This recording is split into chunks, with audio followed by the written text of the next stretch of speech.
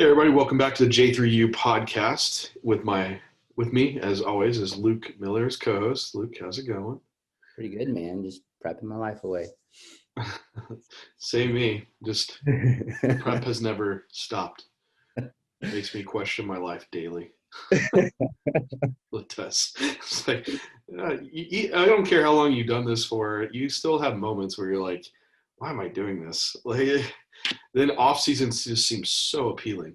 Oh my God. And it's like, oh my God, I can't wait to feel normal again. And I have Yeah. I was last night we went to Target and I was sitting in the Jeep and I just sat there for 10 minutes before I got out because I was just trying to muster up the energy to get out of the Jeep. And I was so brain fogged, I couldn't even remember what we were going to Target for. So I had to rewrite down the list before I went in and make sure that I got everything. And we still forgot the one thing we were supposed to get. Yeah, I've done it. Like you walk into a room to grab something, and you stop in the room, then you look around, you're like, why am I here in this room? Like there's something, but I don't know, so I'll go back. Oh But man. and even the fatigue hits me at the weirdest times too. The most times when I don't want it to. Um, Yep. Usually working I'm okay, but it's always like pulling up to the gym. I'm like, oh god, now it's all hitting me now. It's like, why right now? Like I'm trying to prime myself for this, but once I get moving, it's all good. Yeah. But for anyway, topic of the day is health markers, and this is specific for PD using enhanced bodybuilding practice. And we got a few questions on it. I wanted to dive into it because I think it is a very important topic. To be extremely well at bodybuilding, you need to be able to do this for a long period of time. And you can plug away for a few years, get an advanced level, and just be completely delusional to the health issues going on in the background.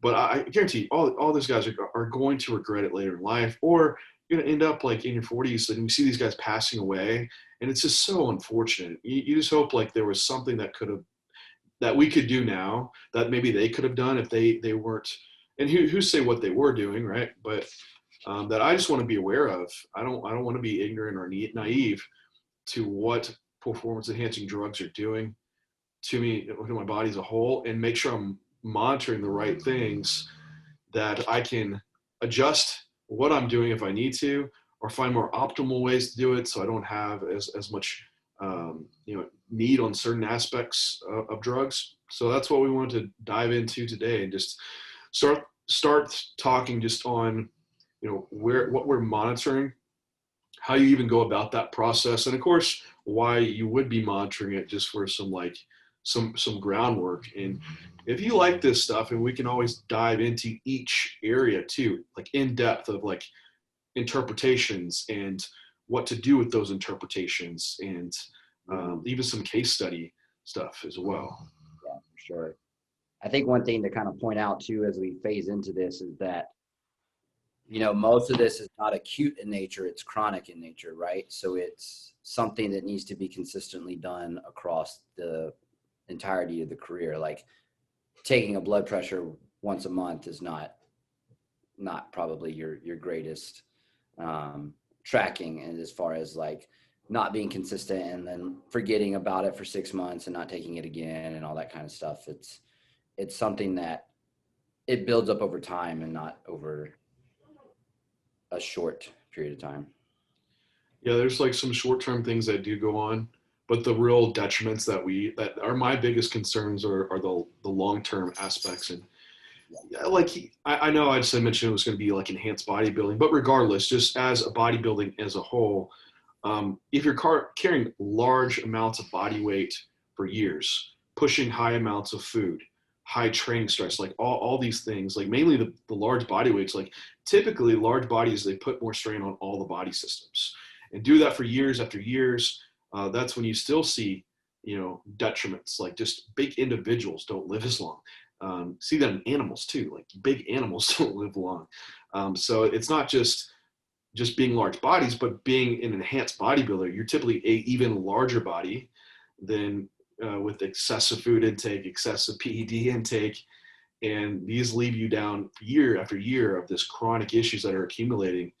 And some things you might not even catch in your lab work. So you want to make sure it's like comprehensive enough. But just in bodybuilding in general, we see, the list goes on. Like, I know people think of the acute things like, oh man, my hair's falling out, or, I have some gyno, and these are like some like really urgent things like that you want to address, right? Or, ED issues, which could be hormonal, but it also could be, if you've been doing this for years, some of the chronic stuff coming up cardiovascular wise. But, we see lipid alterations acutely, then that is the chronic thing that over time, higher blood pressures, hypertension leading to heart enlargement, cardiac damage itself occurring. Then we have increases in red blood cell counts, and that's driving up blood pressure as well, and maybe possible risk for increased blood clots and strokes. Drops in immune function, you have drops in kidney function, kidney damage occurring, and then of course there's liver toxicity amongst some of these drugs, insulin resistance occurring, increases in visceral fat stores as well, and that's all coupled together. And then of course with females, we have the long-term effects of being virilized and not having proper estrogen, progesterone on bone, brain. And so there's a number of things that these systems get affected by. And my biggest like long-term ones would be the brain, the heart, and the kidneys. And that seems to be the most chronic damage that can occur and the most life-threatening. Like, I know people bring up liver function, and that's real acute, but the liver is fairly resilient in recovering. But damage to the kidneys is stuff that you don't get back. Same with heart, same with brain.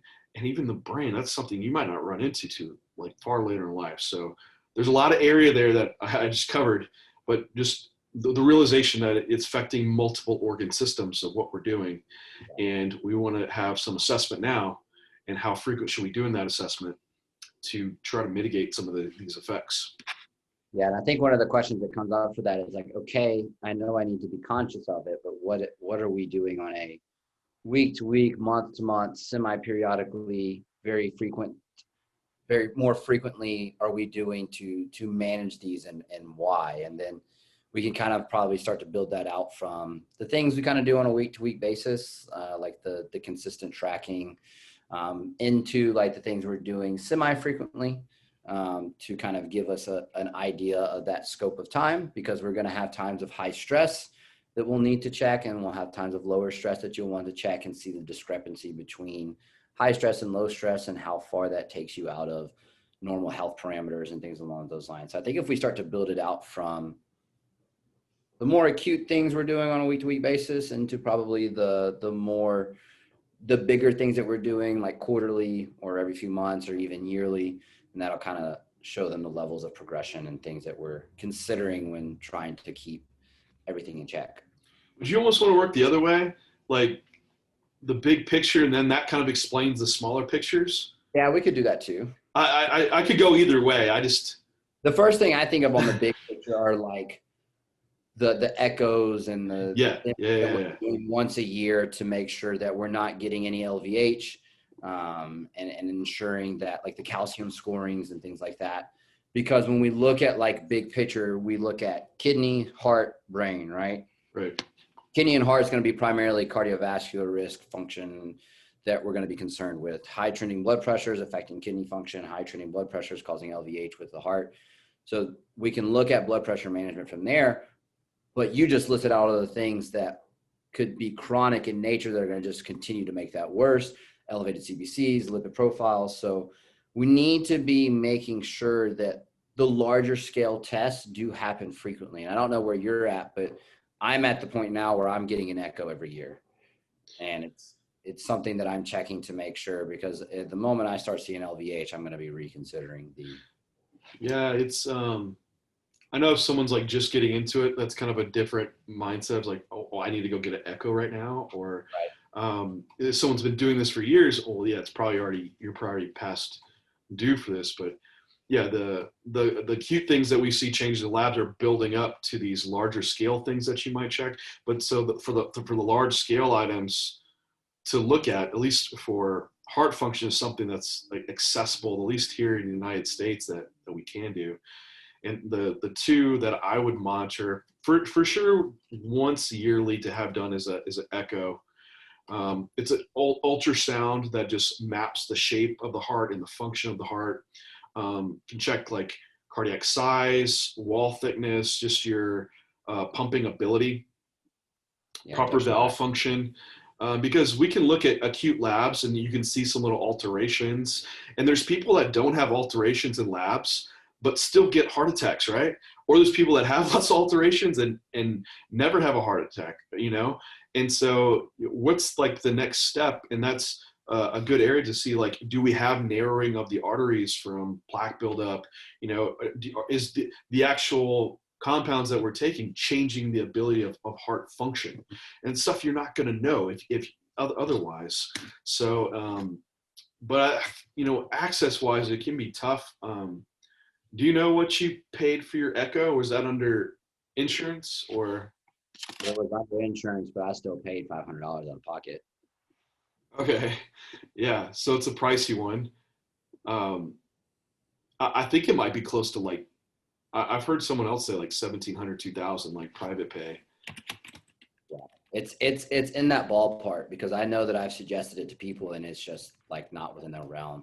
They can't justify spending $2,000 on an echo, which I get, but at the same time, it's like one of those things, like if you're at that state and you can afford paying for PEDs, you should probably be saving up for things to manage your health across the long term. And maybe you look at the frequency at which you pull those, right? But kind of like you said, the lab work is suggestive, but it's not as telling as something like an echo.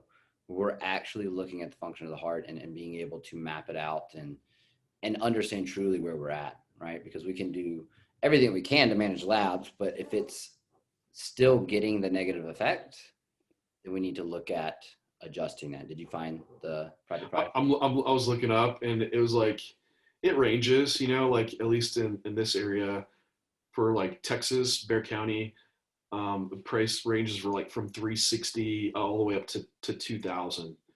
Yeah.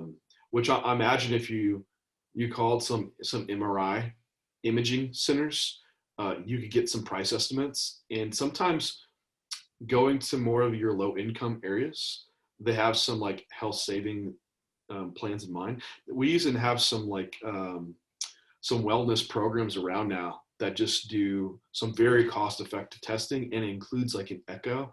My parents did something, it was like it's called like the wellness program or something. Anyone could do it. It was like $200 and you go in, they do like a couple labs.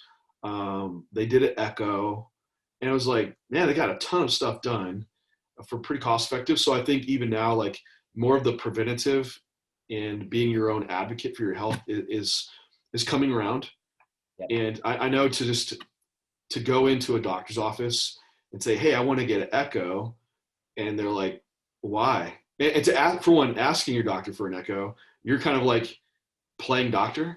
And so you might get some resistance off of that alone. Or they might also like want to like go down the rabbit hole, like, well, let's start with the basic thing first of like, let's look at your lab work, and they need to justify it too. And even then, you know, I'm not sure, but there's probably some, at least going through insurance, you need some type of like diagnostic code to enter, right? To even bill the insurance, because if there's no justification, the insurance is going to cover it. So it's like, well, why'd you have this done? Oh, because I just want to test everything. Like, well, no, that's not going to work. But for some of these image centers, you would need a referral from a doctor, and getting that referral could be challenging.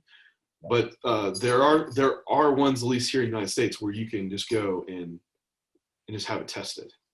It took me 3 cardiac doctors before I got one to give me an echo. Really? What was the resistance of my age?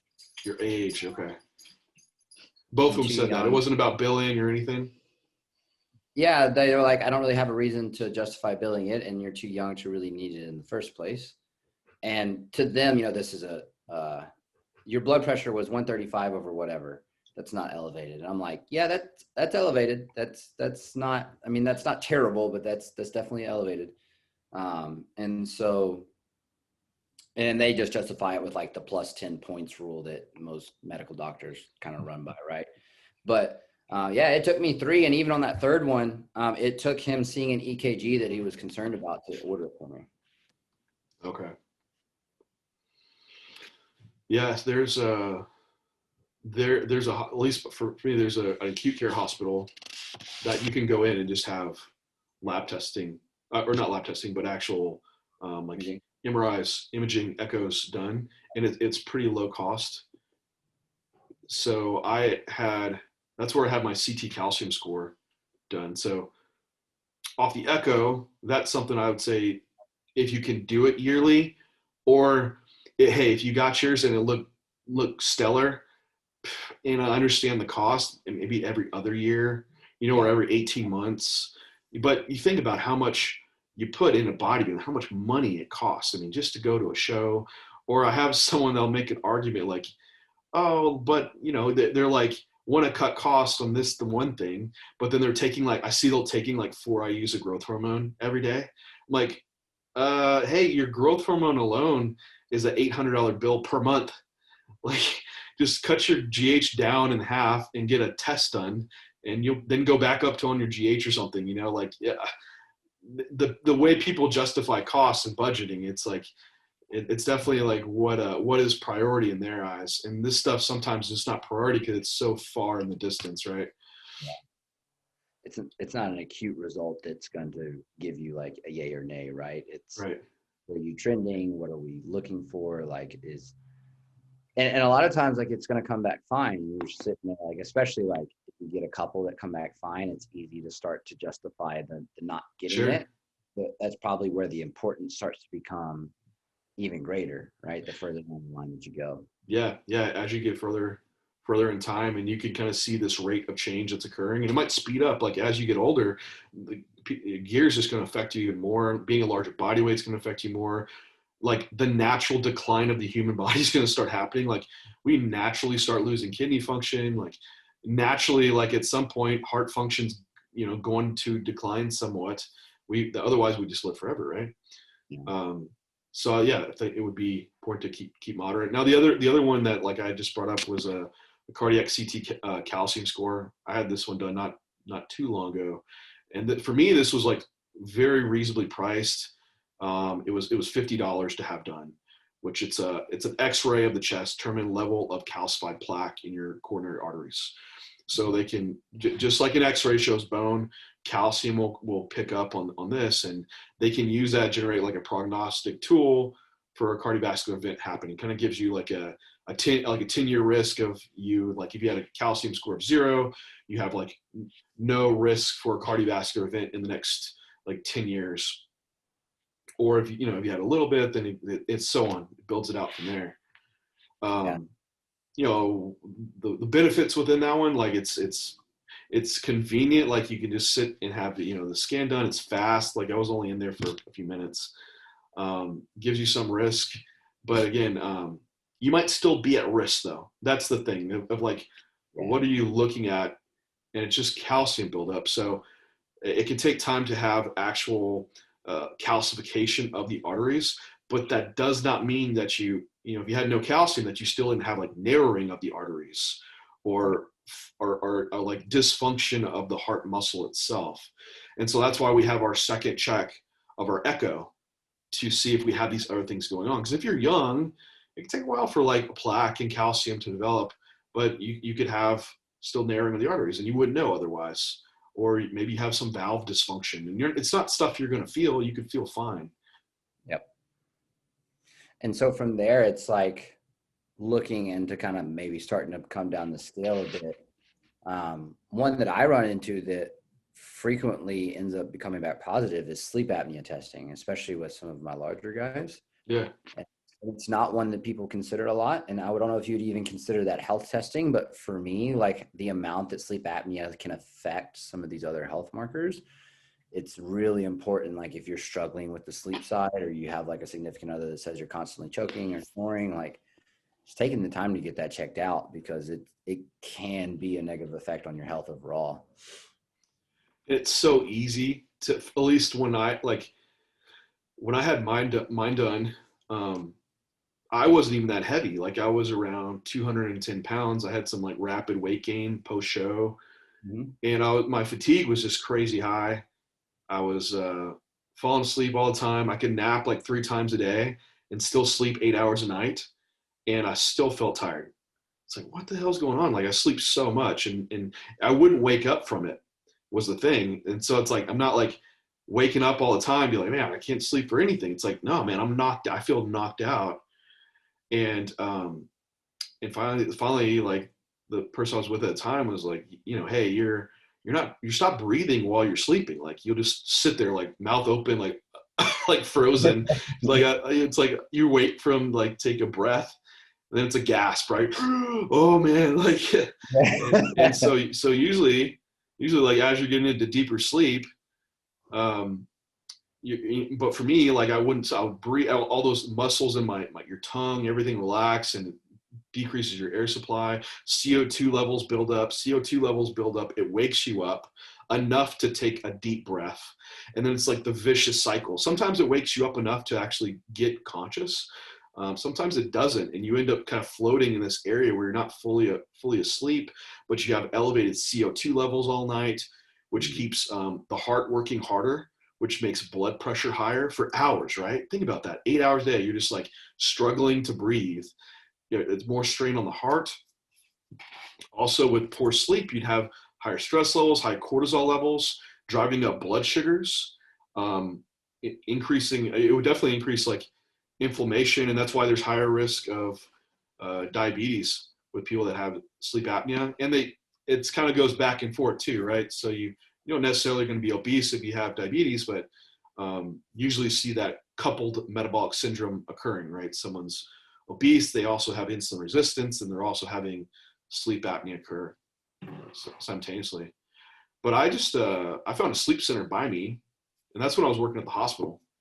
And so I was working with the pulmonologist. He had a sleep center. And so I just called him like, hey, I think I might have sleep apnea. What is the procedure that? And they're like, well, just come pick up a sleep test. And so I didn't need to meet with the physician first. I think they changed that, but at least where I went, I just went in, I picked up the equipment. It was going to be just $180 out of pocket just for the test, but I had insurance. So, I mean, even then it wouldn't be that pricey.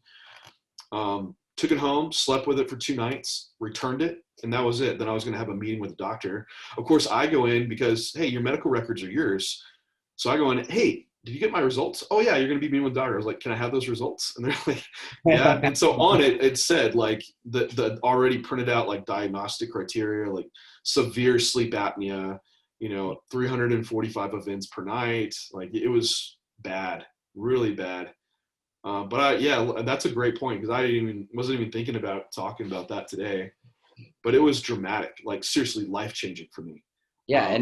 And you can just like the amount of change in like health markers once someone gets that fixed is unbelievable, and how easy it is to manage everything from them moving on, just from reinstituting capacity to sleep without that. I had so much resistance from people to do it. Like people are just like, oh yeah. And we just talk about it for months until it's done. It's like, do you want to eat food to grow? Like, yeah, I'm in the off season. I'm trying to grow. Cool. We're going to feed you. It's like, do you want to lift weights to grow? Yeah, for sure. I'm doing that. It's like, well, also sleeping makes you grow. You're like, oh, okay. I'm going to skip that. Like what? Like it's like not getting enough sleep is like not eating. You might as well not eat. You might as well like, hey, 4 sets is going to make you grow. Well, we're only going to do 1. You'd be like, well, why are we doing that? Well, I don't know. It doesn't make sense, does it? Maybe we should also prioritize our sleep. It's like, it's crazy to me, but with even like 1 night of deranged sleep, like we see large increases in cortisol, decreases in protein synthesis, increases in protein catabolism. Like you're not building muscles efficiently if you're not getting your sleep. Same with fat loss too.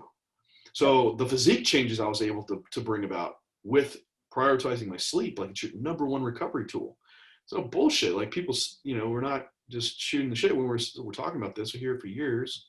Yeah. People don't prioritize their sleep, and they're not getting the results because of it. And that's part of your plan when you're coaching someone too. Like, hey, I checked the box on eating my food and training and cardio, but then I sleep 4 hours a night. Well, you're not checking the box there, and that's a big fucking box to make sure you're checking. And so, get your sleep apnea tested. That was my rambling rant. I was getting passionate about it. I'm passionate about sleep.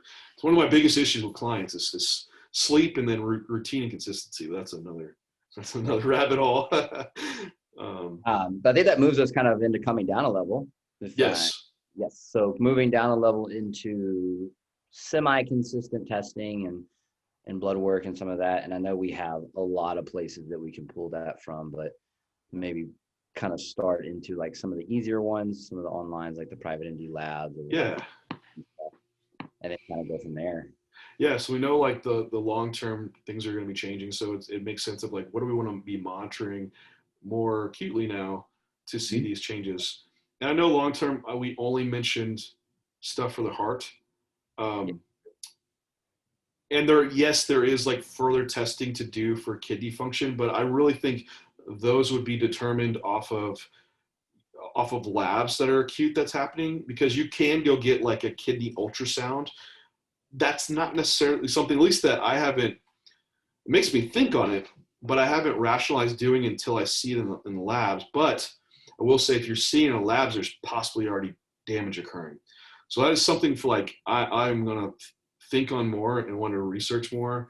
That I know I mentioned brain, and we're not going to get, that's a tough one, to check like beta amyloid deposition or something in the brain.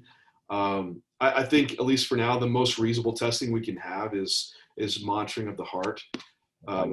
I think the kidney monitoring, like with ultrasounds, that would be maybe tougher to get. I have to look into that more, but at least I'm confident saying, at least for the cardiac monitoring and what I've done myself. Yeah, and just as an expansion on that, the kidney one is like looking at the cystatin C test as an option for bodybuilders as well, as far as like monitoring kidney function for alongside the stereotypical ones you see on regular lab work. Yeah. Well, let's hit the labs then, because that's kind of the next one to go down, which, we're talking about once a year. What is something to be monitoring? Probably I would say every 3 months. I think that's a reasonable timeline for enhanced bodybuilders. For a natural bodybuilder, usually I say every 6 months. Yep. And even depending on age, that might be down to like once a year. If it's like a very young teens, early 20s, like, you're not going to see these derangements. It would hardly justify testing frequently. But for enhanced bodybuilding, every 3 months, I think, is very reasonable. And that usually can align with different phases that you're into. Mm-hmm. And just for lab testing in general, having a blood draw, this could be, prior to, because that's like 4 times a year, right? Yep. Which, I don't, if you have specific time points, like for sure that you test that to have I like to test peak stress of a cycle. Okay. For me, it's like, I need to know how far off you're getting. And so like, yeah, that's about 4 times a year. But for me, I'm typically picking it around what are we doing and when are we doing it type of a thought process most of the time. Like a peak stress and a non-peak stress, so I can see the discrepancy is like 2 of them for sure. And then just monitoring from there for the other 2 based on need, or if we see something skewed and we need to follow up on it. And this is where like maybe every time you pull labs, you don't pull comprehensive panels. Yeah. From like a dollar sign perspective too for some people, because it can, depending on how good your doctor is and your insurance is about letting you get blood work, it can get decently expensive. And so maybe like beyond that, like if I'm having to test a little bit more inside that 3 months, it might be just pulling 1 or 2 panels to make sure that whatever we saw skewed is returning back to normal. Yeah, I think what a lot of guys do is wait till like they're in the lowest stress period and have been there for 8 to 12 weeks. You're on just TRT, you're cruising on lower dosages, and then you pull your labs and you're like, sweet, everything's perfect. Let's pound on gear now. Right? It's like, how long have they been good for? Like, I don't know, but we're going to just make the assumption that they've been good the whole time, even while I was blasting. And it's like, okay, great. But the reality of that is like, you maybe just had a 3-4 weeks out of your 52-week year where your lab markers have come within normal limits. And then the rest of the year, they're all skewed. Like, yes, the stuff can come back, but what's concerning is that rest of the year and living with that year after year after year. And what does that result in? So that's why we're saying, like, you should spread out your lab testing and see what it is during this peak stress and how your body responds. And off of that is going to dictate what you're going to do intervention wise. So if you're someone that, and what you're going to even do for your cycle design, you know, you might be someone that reacts more so with liver stress, and or maybe it's more with lipid alterations, and that would have an insight into even maybe if I'm using an aromatase inhibitor, maybe what kind I would be using, or maybe not even trying to use one at all. Like maybe I really need to get away from that. Maybe you're like very responsive to orals and the liver toxicity from them. Maybe it's like, hey, we shouldn't use orals at all for you. Or this even gets compound related, because some compounds do have some stronger effects within areas. And, you know, we can get down into like, if you're more effective with kidney function, like I'm not a proponent in using boldenone because it does seem to be more renal toxic. But if you're someone that chooses to use that and you see declines in renal function, that's maybe a compound you should just completely avoid. And so this is kind of like looking at these labs and how you're responding is driving the process of the dietary supplements and health interventions you should be having in place, the more frequent monitoring you should be having in place. And so it starts a rationale and a needs basis for what we're trying to do intervention wise versus just these random things. You know, we're now personalizing the health plan around what we're noticing in the lab. So I would say like you, Luke, like have it during your peak stress times. This could also be done when we're going to talk about it here in a minute. It's like when you're seeing even more acute things that we're going to be monitoring getting skewed.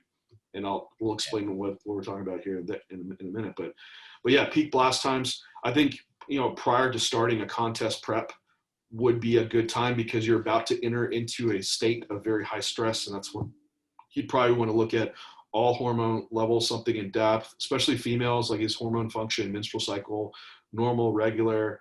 Then, you know, I would also look at post prep as well. Like people wait till like after prep's resolved. I like looking at like right when prep's done to see like, that's probably the ultimate of like when you're going to see the most stress induced. So yeah, so spreading out like every 12 weeks. And then if you have a lab test done, you see some abnormality, well, that might justify maybe just pulling that lab maybe in 8 weeks again. It just depends on what it is. But there's going to be a rationale after we get these first ones done. And I think it's important just to bring up, like, if you are going into lab work, fast for it, for one, because some of the labs that we're going to be testing should be in the fasted state. Not all of them. So that gets real specific. So, you know, I won't go that specific on it. Also, exercise, resistance training, cardiovascular training, like all that can give some skewing to your labs. I usually tell guys, try at least 48 hours of no training, because I also am not going to tell you a week off of training, because there's some labs that can be skewed for up to like 7-10 days. But I realize, like, you know, to tell someone to not train for a week just to have a lab test done, they already don't want to do the lab test most of the time. So then if you're watching the video, Luke's grabbed his water bottle, because also hydration. Yeah. And that's a big impactor for like what we're looking at, kidney function, you know, blood glucose wise. So I'd say like try to get at least half gallon in before having your lab test done. And you're going to be fasted and only water, that means you know, no caffeine or coffee, just have water and before you get it done.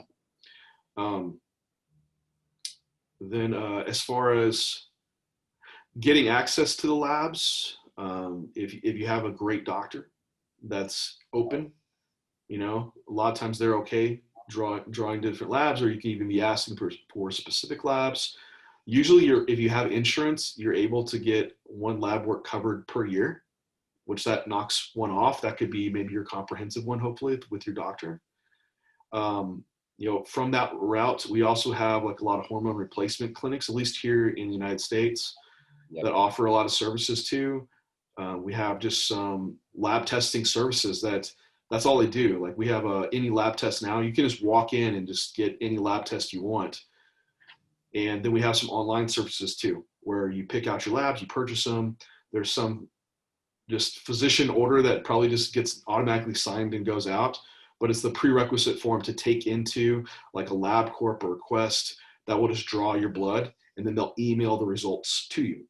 Yep. Which I'll try to go through insurance like once a year if I can to have that one covered. Then the rest of the time I'm going through something like private MD labs or life extension, and then having my labs drawn privately like that. And yeah, you'll pay, but again, it's, how often are we doing this? And we could also narrow down the labs to be tested, and maybe we should go into the labs that you should be tested somewhat, not breaking them down, but at least like, hey, what should be on your panel when you are. Yeah. So stereotypical comprehensive panel is going to be CBC, CMP, lipid profile. I like a thyroid panel, hormonal profile, obviously pulling the hormonal profile on the comprehensive. Yeah.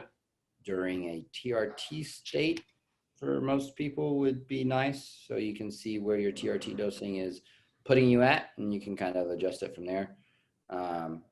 But I say that, but like hormonal profiles during blasts as well can help you with like AI usage if it's something you need to really limit as far as like where the compounds you're using are actually putting you relative to the elevation. But for the most part, those are going to be the main labs that you'll be pulling. It's nice to do cystatin C if someone has a history of needing to track kidney values, but cystatin tests are pretty expensive. Yeah. So I don't really suggest it unless I'm monitoring someone's kidney values very close, but that's typically the stereotypical panel for a comprehensive pool. Yeah. And just to break that down, like a little more, like your CMP is your comprehensive metabolic panel. So that will include like all your electrolytes within it. Yep. Some of these kidney markers that we're talking about, blood urea nitrogen, creatinine, these are byproducts of protein metabolism and cellular metabolism. Usually that stuff the kidneys are clearing out normally. And so you might see elevations in those levels if the kidneys are declining, but we can also see elevations in BUN and creatinine just through having a high lean body mass, training, having a high protein intake. So it can kind of be a little convoluted in bodybuilders and athletes. And that's why, Luke brings up using cystatin C is another marker that you can estimate GFR off of. And that's why we even measure creatinine, is because they take that number and they kind of estimate what your glomerular filtration rate is to have an idea of what the kidneys are doing. And cystatin C is not affected by lean body mass like creatinine. And so you can estimate that GFR, how kidney function is, because this has been my issue. So if I just have a creatinine level drawn, like it's always elevated, not excessively high. I trend like over the past 2 years of testing, it's always been the same. It's not elevating or it goes down. But then my GFR is like slightly lower. And it looks like if someone would see this, like you have acute kidney injury. Like, yeah. I've got shit for it. And it's like, okay, well, let's draw cystatin C, and that's really low. And if you estimate it off of that, well, kidney function looks normal. It's like, oh, okay. So I add that one on like once a year to do the calculation and see it. But I know if I'm trending well with the others, that for the most part, I'm not going to go to the extent to pay for that extra lab. Because for me to have it done, that was $108 only for that lab. Yeah. Cystatin C, and that's pricey. So, but anyway, the rest of your metabolic panel would be, glucose and also your proteins that are in the blood and also enzymes. So have your liver enzymes within that. So your CMP, it's going to have some good for the metabolic, how electrolytes are moving, and also glucose, proteins, and enzymes. So we're looking at kidney and liver function a lot within that panel. Your ALT and AST, they are enzymes needed for protein metabolism, which happens a lot of places in the body. It's not just your liver, right? So AST and ALT are present in all tissue, not all, but a lot of your tissues, some more specific to others, but a lot are in the liver because it's your main site of protein metabolism. But right, if we see like excessive muscle breakdown, we see elevations of AST, ALT. So that's one that can be skewed in bodybuilders, especially if you train the day before. You could go and have a lab test done. Your AST, ALT will be like really high. Oh my gosh, you have liver damage. You're like, do I? It's like, that's why I'd say at least take 2 days off from training, or do it during a time where you're deloading. You're not creating as much muscle damage occurring. Yeah. And then CBC, probably one of Yeah. the ones for cardiovascular risk. Yeah. So your CBC would have all your blood counts. So your red blood cell count, your white blood cell count, platelets, differentials, and your hemoglobin, which a lot of issues that we see using PEDs is erythrocytosis, polycythemia. So you have an increase in red blood cell production. Yep. And that, I've seen debatable things that for like risk of like a thrombolytic event and like having platelets coagulate together and having like a risk of a stroke or something. But I still see the recommendations that if your hematocrit levels, the percentage of hemoglobin present, is getting so high and red blood cells are elevated, that it should be addressed. And that's usually an indication of them, like a doctor discontinuing TRT therapy, or they're recommending like bloodletting to occur. Just because if the blood is thicker, basically your red blood cell count, more concentrated amount in the blood, makes the blood thicker. The blood is thicker. The simple explanation is that's harder to pump. So you can even see like elevations in blood pressure doing it, but also the blood can become more sticky and coagulate together more easily. So that's the risk within that, and why that one should be monitored, at least for us. And then what other one Luke had mentioned was your lipid profile, which I would say at minimum have your LDL, your HDL, total cholesterol, and triglyceride. Yeah. Sometimes they'll calculate it off, and you'll give you like a non-HDL. And this is a dive, guys. Like for cardiovascular, like, well, what about apolipoprotein B, and what about your LDL count, your cell count numbers, and that we would have to do a whole topic just on that. But at the bare minimum, we know PEDs skew the lipid profile. Typically, we're seeing drop-offs in HDL, which has more of this protective effect. I know we can break it down further, and maybe it's not, maybe, and then LDL typically is you have, and this one I still feel more confident was, if you have a rise in your LDL, which is more of an atherogenic lipoprotein, that is an increased risk for cardiovascular disease, along with cholesterol not being the issue, but the fact that cholesterol is found within LDL, and LDL at high levels is atherogenic. That's probably just coupled, looking at all those together would be the issue. And then elevated triglycerides, which that might be more indicative of discrepancies in insulin resistance and sensitivity, and having poor glucose metabolism, and some of that getting converted into triglycerides. So that's at least within our lipid profile. Then hormones, like you said, Luke, I think during TRT phases, you do want to see where those are lying. And especially if you're having like symptoms, subjective symptoms outside of what you've seen from past labs. So if you notice like, hey, libido, if you're a guy, or even female, libido functions off, or fatigue, or you're having some type of symptoms of like gynecomastia, difficulty losing body fat, period irregularities. I mean, there's a good list of things to go through to have a full panel of done, but definitely like a total and free testosterone. Usually those are coupled together. Estradiol, E2, that's your strongest, most potent form of estrogen. Usually you'll also get a sex hormone binding globulin along with those. That's not one that I would say is necessary. And then with female, I think DHEAS is an important one, because that, at least in females, plays more of a role in androgens, and also it gives some insight into adrenal function too. Then I would say a progesterone for females, not as much important for males. And then prolactin could be justified in certain instances, but usually we're seeing estrogen is being an issue, and prolactin is also high because estrogen is a driver of that. Yeah. Then a full thyroid panel, which at minimum you're going to get a TSH, but that's not too much. It's not telling because it's like getting a luteinizing hormone and not a testosterone level. It's like, well, how much is that signal actually getting your body to produce? So that's why we'd want free levels of thyroid, T4 and T3.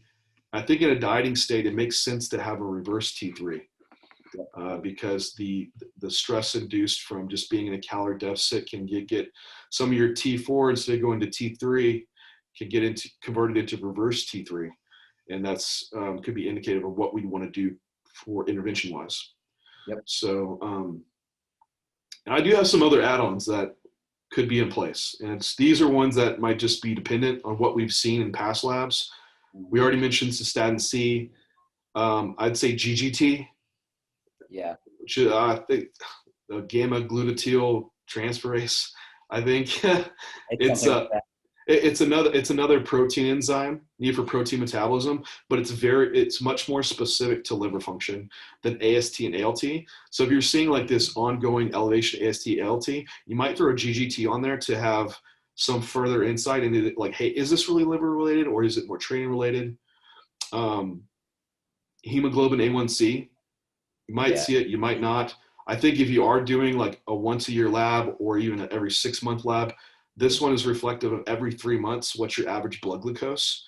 So you might have a morning where like, yeah, blood glucose is great. Or you might have a morning where you slept bad, you had your labs drawn and blood glucose was really poor.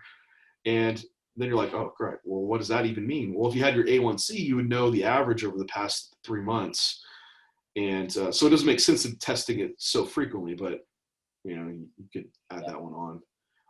And then within that too, I think there's some inflammatory markers that we could look at. And especially if you're seeing these issues with blood glucose, which would be a fasting insulin level. And I think this is coupled well with inflammation.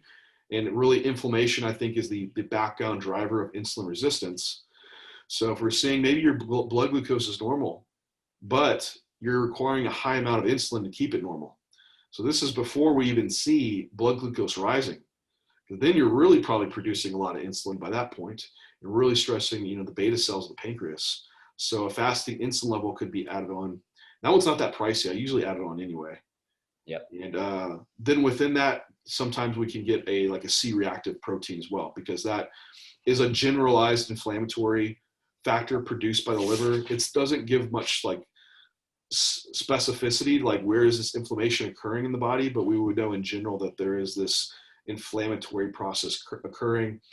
Then I would say with age, a prostate specific antigen would be another to add on for our older bodybuilders, or if you're getting into your 30s, and you're using PEDs, that might be something to start looking at. But I think that would be pretty comprehensive. I think the standard ones to go with, like your CMP, CBC, and your lipid profile, would be like the ones that you could do and wouldn't have a lot of cost associated with it.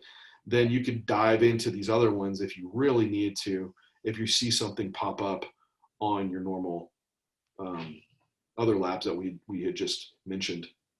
And depending on where you pull labs from, some of these other ones are included as well. Mm-hmm. Like I know PSA is included in private MD labs one, so that's a good one. And there's depending on the company too, some of these auxiliary ones will be in the comprehensives already. So I mean, just to give, and I don't, I'm not compensated in some way by these websites, but the life extensions weight loss panel, that one has most of these I talked about in it, and I think it's pretty reasonable. Like it's usually around, at least for US, it's $300. I've seen it on sale for like $200 a few times, which is very, very reasonable for everything included. The only issue is, like, at least in the US, there's some states that you can't use it in. And it's a lot, some of the East Coast state, like New Jersey, New York, Pennsylvania. I don't know the other states, but you have to look. They say on there which ones. It on there. Yeah, and so that could be one to look at that kind of covers it all. It's like, Johnny, talk about this. What's one? Like, go look at that one because it covers a lot of ground there. and just, I want to address it because if you're like, well, shit, I live in one of these states, so what do I do? There are some like at home saliva tests you can do. There's some at home blood tests you can do, or even urine tests that where you could get some of these markers done. Some of them you can't measure like that, but that's a way that you could. Another option too, that's a really good test, is like a Dutch test, and that is a mix of salivary and urinary. Yep. And is very comprehensive, at least for hormone testing. So I have had some females that, you know, hey, I can't get these labs drawn off serum. Well, we could use urinary or salivary tests. And the Dutch test is really, really good. But I just wanted to like give that a brief mention in case you're in one of these other states with restrictions. And then I think that kind of moves us into what are we doing on a more frequent basis as far as tracking. We made it. No, it's hard, man, because you kind of walk through some of that blood work, and I'm like, well, we could go into I know like the lipids and and all that kind of stuff, because it only tells you so much on those surface tests, and then you have to figure out more to know how much the issue is, right? And then that kind of goes deeper. So but as far as like going into day-to-days, resting heart rate, I like to do as like a day-to-day marker of fatigue state and like how someone is handling whatever we're doing. It's not something I obsess over. And if you actually use like an Oura ring, most of the metrics it gives you is based off of resting heart rate. I will say that an Oura ring is a little bit heavily dependent on resting heart rate. So take it with a grain of salt. So resting heart rate, depending on the intervention that's being done and where someone is at, blood glucose is a good one to keep track of. Hey, before you move on, the Oura ring, like, do you do heart rate variability with that? I don't, because of like how long it takes to build out that heart rate variability, right? I mean, you can, and I'll if someone has a Oura ring, I'll have them like just report the data. But most of the time, I'm just following resting heart rate, because you can kind of follow that where someone trends as far as like fatigue state versus. Yeah, because I think some of that's like a psychological kind of some screwiness with it. If like someone wakes up and they're like resting heart rate's higher, they're like, oh shit, I'm fatigued. Maybe I should take a deload session. And it's like, maybe it's just higher because of just a measurement error, or maybe you just slept bad. That doesn't mean you're just going to have a bad training session. Like there's a level of fatigue that's okay. But I think it seems like some of the subjective stuff is kind of like going to be more pertinent than that. And you can't let those objective measures drive a poor decision process, right? Yeah, for sure. It's like, oh, my heart rate's okay. Well, how do you feel? Oh, dude, I feel fucking terrible. That's like, but my heart rate's good, so I'm going to go train today. It's like, well, that doesn't make any sense. It's like, yeah, but I just go off my Oura ring. Or it's the opposite, you know? I feel amazing, but my Oura ring says I shouldn't train. It's like, okay, well, what do you want to do? It's like, well, I go off my Oura ring, because Oura ring is the fucking all be all power. So I don't know. I think it's good stuff to monitor, but put the big picture together too, and don't get obsessive on like one objective measure, and you know you miss the forest for the trees type of deal, right? And it's not something I'll have that person do year round typically. Only like if I'm a little bit concerned of like where the stress state is at the moment. Yeah. Some more information if it doesn't stress that individual out. But I've seen heart rate variability on prep, like because someone had that data tracked. It showed it when they prepped, and that there was over the course of their 20-week prep, there was a decline of heart rate variability. And so I think long term, it shows these things, but on an acute standpoint, it's just not a lot to go off of. And it's like off that long term trend, like, well, yeah, okay, there's nothing we can do. Like that's going to happen. Like it's not much I can do about it. Yeah. And you know that you're in a state of fatigue the entire time of prep, right? So it's like, how much do you really need an Oura ring to tell you that that's the case, right? Sure. Some of the do you use the sleep data off of it? Like if you're noticing, hey, my deep sleep is declining this much, or I have, but again, in the same case as the resting heart rate, I'll probably lean more on the subjective feeling of rest of willfulness, right? Yeah, yeah. And, like, do you feel refreshed when you wake up? Are you ready to take on the day? Are you taking naps throughout the day? Do you mind race when you try to go to bed, or are you falling asleep well? I think that that's probably, I love metrics and I love data, but I think that there's a cross line. And I think if your R ring tells you slept like shit, but you wake up and you feel great all day. Yeah, agreed. I haven't looked into the research on these O-rings and like how reliable and are they like as far as like accuracy of measure and stuff. But Yeah. I imagine a ring on your fingers, there's limitations within that. Yeah. But I think still going off subjective data would still be okay. And using some type of fatigue scale Yeah. might be more indicative of like seeing detriments in performance or not for that day. And then just going to train, like, yes, training was shit. Okay, then we can do something about it. But anyway, go on, Luke. sorry I had to like pull that out and see how you used it. But Blood pressure tracking is definitely one as well, especially um, being in kind of like an off season state, just because we know that that's going to be trending higher there relative to prep. But it is good to continually track across prep as well.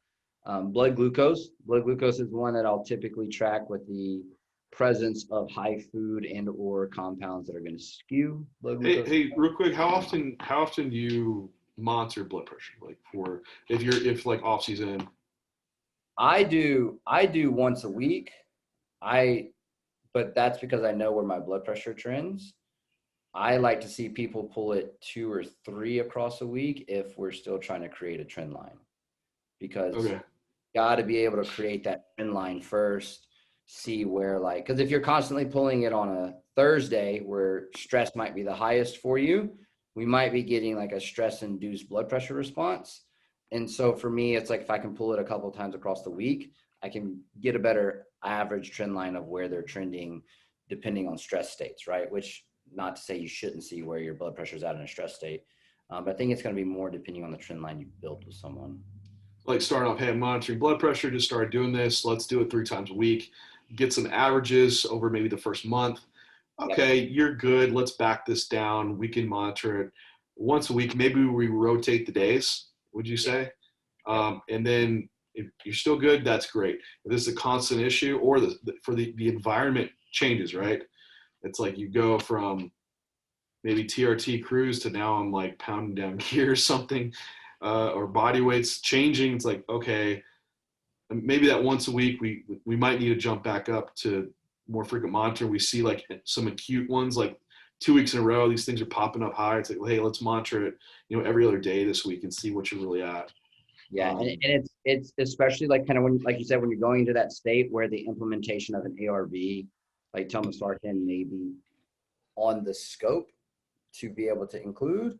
It's like I need a better track of like where you're at pre-implementation plus post-implementation, so we see what that does to your overall blood pressure as a whole. Right on. And like these monitors, they're accessible and they're not too costly. I Get got a mine. cuff though. That's the Yeah. big one I run into is people just buy a cuff and it's like 150 over 90, and I'm like, Jesus, dude, what's going on? And they send me the cuff and it's like a normal size, like medium. Oh, okay. Yeah, let's get a large or an XL or even an obesity cuff if you have to, so that we can. Yeah, you can just buy an extra large cuff. And the little wrist monitors, I've just seen those be too inconsistent with me. You need one that goes on the upper arm. That's like a digital readout. I'm going to get a stethoscope and do it myself. Like, yeah, I would do that. Like my brand is a Life Source, an upper arm blood pressure cuff, and I have an extra large cuff. Even Renee can use it. Like, and it like for what compared to other times we've gone to the doctor and have it measured, it's been pretty right on. So yeah, I agree totally with doing it like once a week. And then if your new implementation to blood pressure monitoring or other phases that maybe you should get some averages over the course of the week to really see where you're at. I use my wife, so no help there. Right on. Blood glucose? Yeah, blood glucose. So that's an easier one to monitor more frequently. And I've seen, well, at least like from the health aspect, like working kind of backwards, what are the issues? And we talked about this chronic state of inflammation that can occur with high PED usage, high body fat, high body weight, just chronic high food, and that driving this inflammatory process, high insulin levels, leading to high glucose levels. So what can we do at the acute level at home to try to monitor this process, which the inflammatory process is probably what's driving a lot of the disease states that we see within a lot of the organ systems. And blood glucose is the fine down acute marker that we can monitor that might then later give us a rationale into some other of the testing that we do. And so it's easy to get a glucometer. They're very accessible, and you can do just a finger prick and see what your blood glucose is. And, as far as testing, this would be something to do first thing in the morning. I usually say, make sure it's on a night where you've had good sleep. But if not, that's okay. You just know like sleep is going to affect blood glucose. Even the stress from the day prior is going to affect blood glucose. So it was like high training stress, or like I've had guys like that was the night they had their cheat meal. Like my blood glucose was high the next day. It's like, yeah, you're probably still digesting your food, so you still want to definitely be like in a fasted state. But these are things to just kind of be thinking about when you're checking blood glucose. Like cortisol is going to drive up blood glucose as well. And so this could even be like what we are seeing with some other issues that could occur with if you're having like, there's disease states that drive up cortisol, or even hormone irregularities within estrogen and progesterone regulation, or even like PCOS with females that might give some insight into like blood glucose and why we should have been monitoring.